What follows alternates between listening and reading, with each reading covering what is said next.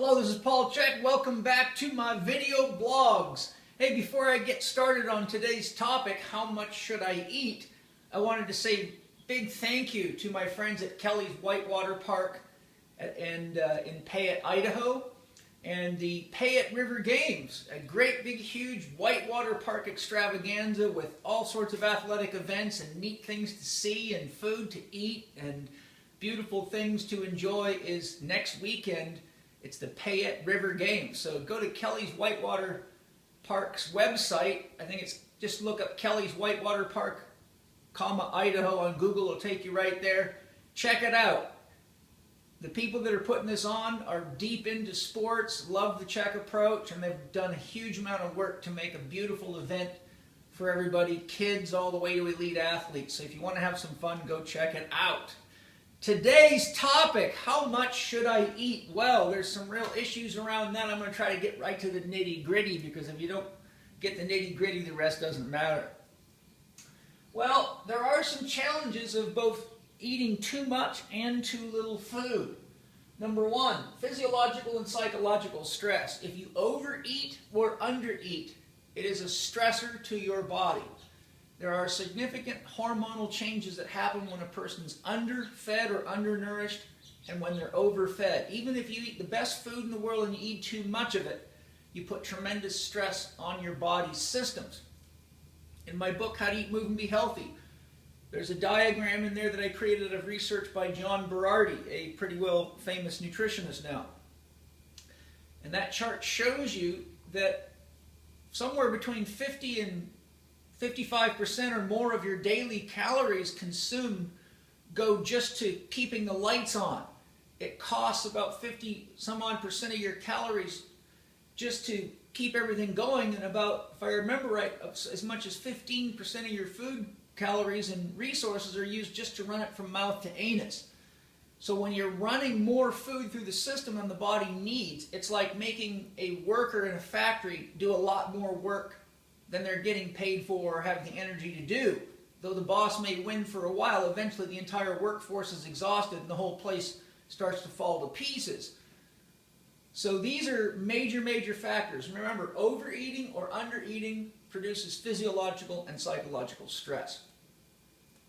And pretty much all diseases and illnesses with, not infectious diseases, but in general, chronic illnesses and disease are the result of stress. So if you can modify your diet so that you're eating what your body needs, not, overdoing it or underdoing it, then you're far less likely to have an energy crisis or an illness or a disease, which I think is important. I don't particularly want to spend my life doing that.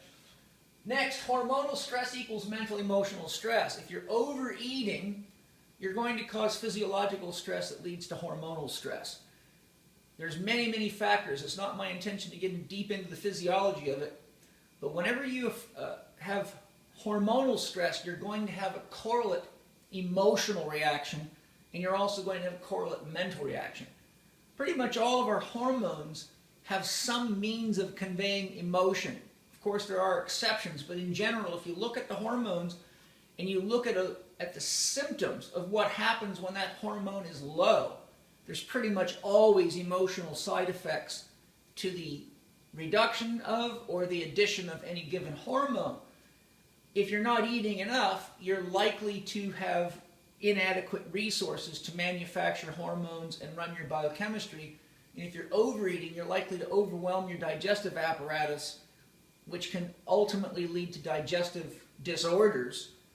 And you can easily attract fungal and parasite infections, as I show very clearly in my DVD series, Healing Fungal and Parasite Infections, the Absolute Essentials. And once you have a fungal or a parasite infection, trust me, your hormonal life, your mental life, your sex life, your physiological life, and even your social life will change, because one thing that will happen is you'll have a heck of a lot of gas that's hard to control, which can make relationships interesting. So overeating or undereating equals hormonal stress equals emotional stress. Next, too much food overburdens the body and dulls the senses, diminishing body-mind awareness. Rudolf Steiner, many, many years ago, in the late 1800s and early 1900s, wrote about and talked about supersaturation and the dangers of an industrial age or an information age now type society where too many things were in abundance, too much sugar, too much food, too much television, too much everything. And many of the ancient masters, Taoist masters and Chinese masters warned that overeating and over-consuming of things dulled the senses.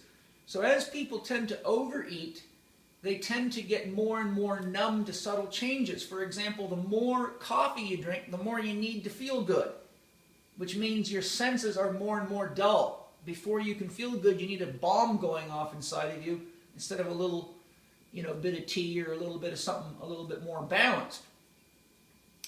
So know that overeating sugar, over-consuming stimulants, all of those things actually amp the body up so high that anything less than that makes you feel like you're not alive, and eventually you can get to the point where if you don't have coffee, tea, soda, some kind of stimulant running in you, you just feel depressed, lethargic, dull, draggy, lazy, and non-participatory, which leads to other problems. Once you go from depression, if you keep that going, you go into apathy, which means you start not caring about yourself and even other people.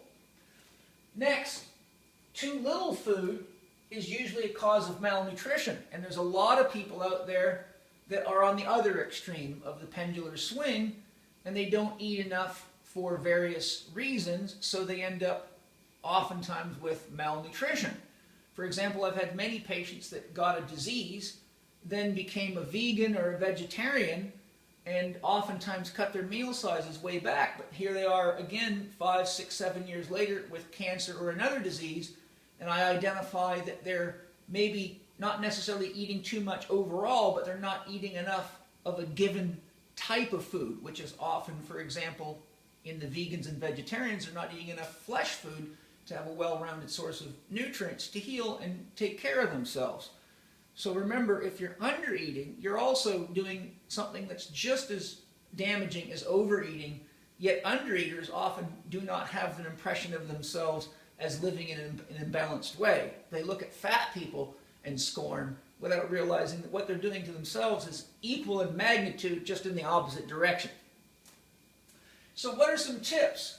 Eat to satiate hunger, not to feel full. We also have a culture that is so interested in giving more and more and more in all of our restaurants and all this stuff, where people don't really have a sense of what it means to eat till you're not hungry. It's almost as though it's part of being an American or a modern human being to eat until you just can't get any more in there. And sometimes the consciousness is, well, I paid for it, it's on my plate, I should eat it.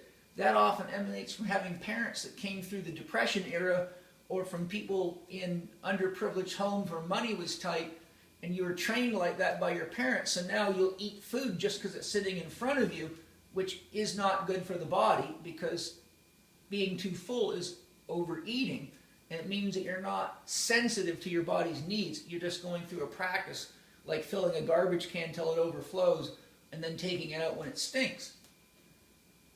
So eat till you're not hungry. See how you feel. If you don't need more food, you don't have to eat it. It means you're going to run more efficiently. Your digestion's going to be better, your energy levels will be better, your mental clarity will be better, and your sleep quality will be better. And in the long run, your sex life will be better too, or your creative life. Next, pay attention to body-mind feedback. Typically, people that are eating too much carbohydrates, no matter what it be, vegetables, sugars, processed sugars, carbohydrates in general. Remember a basic rule of thumb: if it doesn't have a set of eyeballs and you're eating it, it's probably largely carbohydrate. People that eat too much of that stuff tend to be too stimulated, so they have energy highs and lows. They often have blood sugar handling problems. So they feel good when they're eating the stuff, but they crash, and that happens oftentimes multiple times throughout the day, which is extremely hard on the pancreas, the adrenal glands, the brain, the liver, everything. So we want to be careful about overeating carbs. So if you look at my book, How to Eat, Move, and Be Healthy, there's a diagram in there called the tachometer diagram, and it gives you exactly what the symptoms of these things are, but it also gives you solutions. Well, obviously the solution here is if you're eating too much carbs, cut back a little bit and add whatever it is that you're missing in a well-rounded diet.